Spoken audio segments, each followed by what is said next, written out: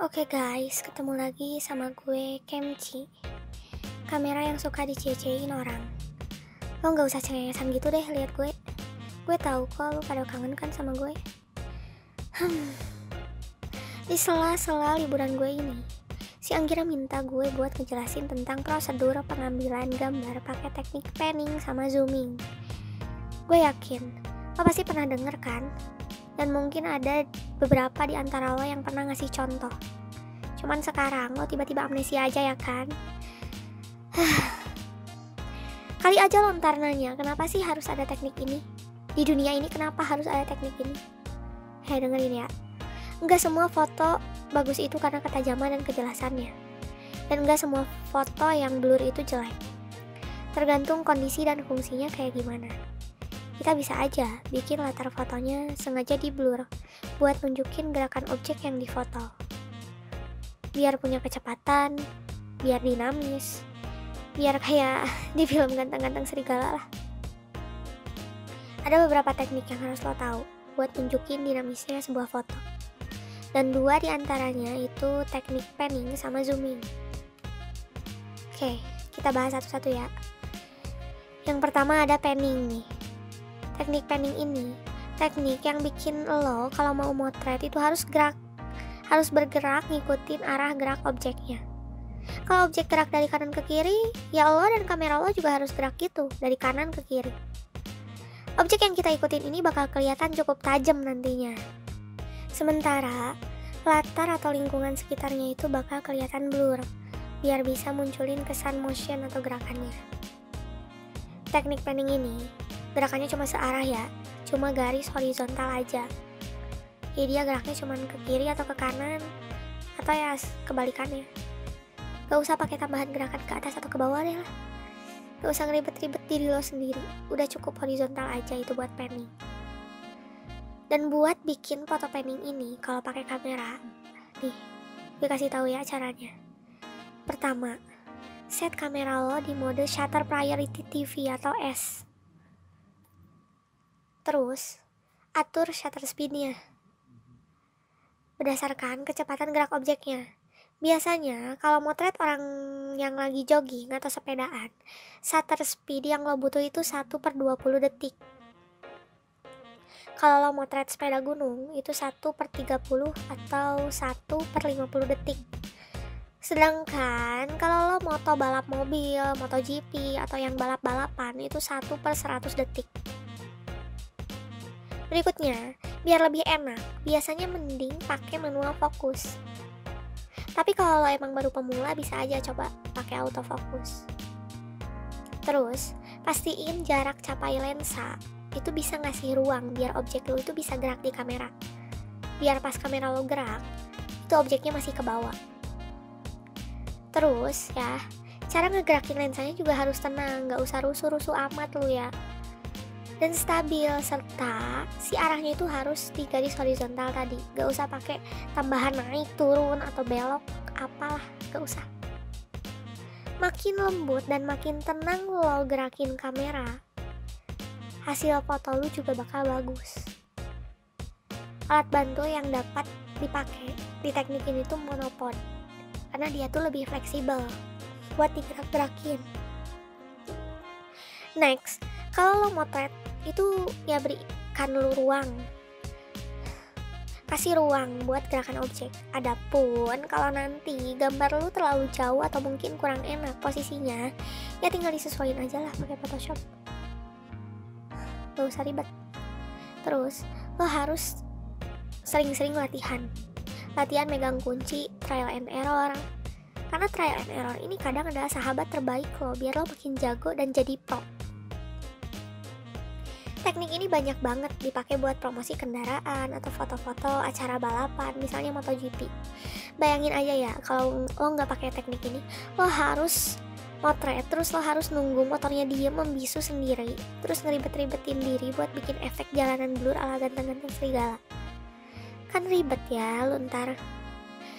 Dengan mempelajari teknik ini, lo bisa aja dipakai buat jadi fotografer di event-event sebuah klub motor atau bahkan MotoGP. Asal jangan jadi fotografer geng motor yang lagi pada tawuran aja. Ribet. nanti lo jadi berdosa banget. Di DGP lo belajar ini karena yang namanya percetakan itu luas. Lo bisa nyetak undangan, katalog, brosur, dan banyak lagi, jadi luas. Makanya lo harus belajar berbagai teknik di fotografi. Oke, next ya. Zooming. Zooming ini adalah teknik fotografi yang lo pakai buat hasilin foto yang punya kesan mendekat sama ngejauh. Jadi yang lo perluin di teknik ini adalah lensa zoom. Kecepatan yang lo pakai ini shutternya itu sama aja kayak panning, yaitu di bawah 1/60 detik. Biar efek mendekat sama ngejauhnya itu dapat banget.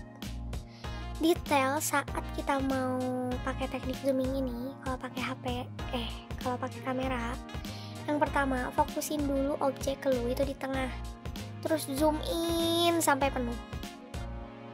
Next, kalau lo tekan shutter, puter juga ring zoomnya dari zoom in ke zoom out, dan usahain itu tuh harus bareng sama shutter biar fokusnya gak ganggu, terus gak ngerusak ke kamera juga, terutama lensa.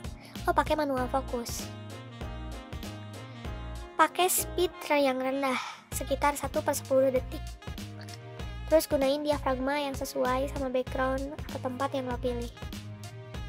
Alat bantu yang dipakai buat teknik zooming ini tripod, biar gue sebagai kamera itu bisa diem secara maksimal, karena emang cuma ring zoom aja kan ya yang geraknya.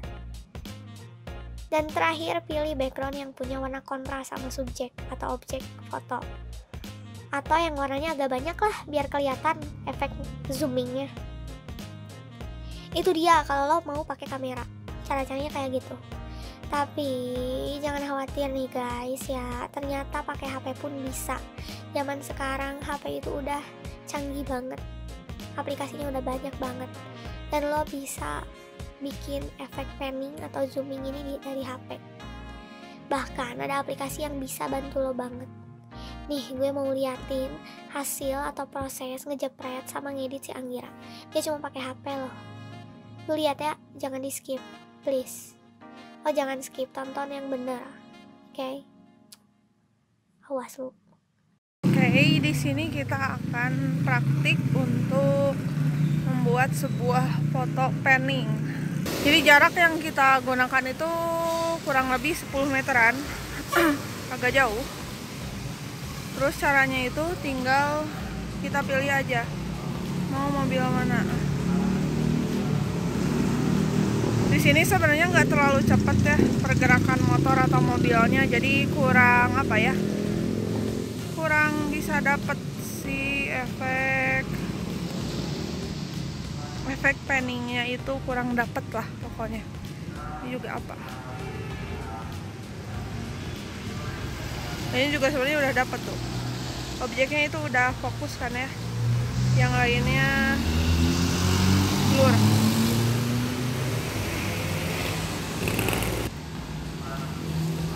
Ya kita lihat lagi hasilnya. Jadi buat kalian yang belum punya kamera, kalian juga bisa bikin dari handphone. Yang ini kurang ya. Yang ini malah orangnya yang ngeblur. Galendo ayah. Tahu yang itu bagus enggak ya?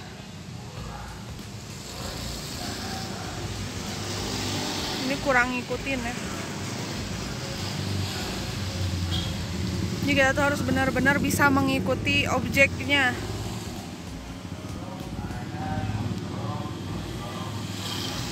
Ya.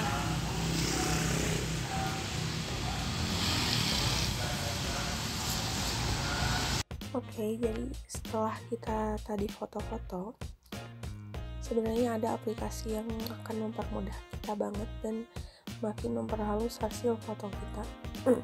Kita pakai PicsArt.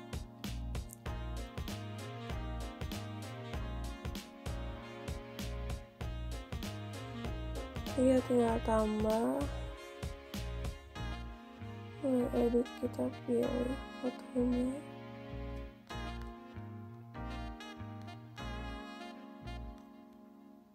Ya, nah, saya Saya di sini mau pakai yang mobil, yang ini aja. Nah, oke. Di sini kita bisa nambahinnya tuh di menu efek. Di sini pilihannya biasanya kalian langsung diarahkan yang terkini atau filter atau FX. Nah, kita pilih yang buram. Jadi ada buram, nah, zoom zoom vokal. Nah, ini nanti buat zooming, efek zooming itu bisa dari sini tuh kan, jadi seolah ngezoom itu kalau zooming. Tapi yang bakal kita pakai itu adalah buram gerakannya dia makin cepet gitu.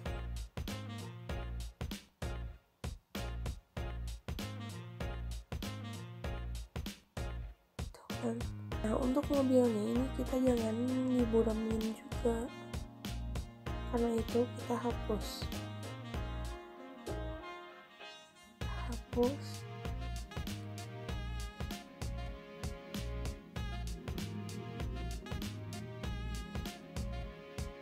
Oke, ini dia hasilnya. Jadi dia makin zoom, dia makin dalam kan ya, makin kelihatan banget efek panningnya setelah kita pakein efek.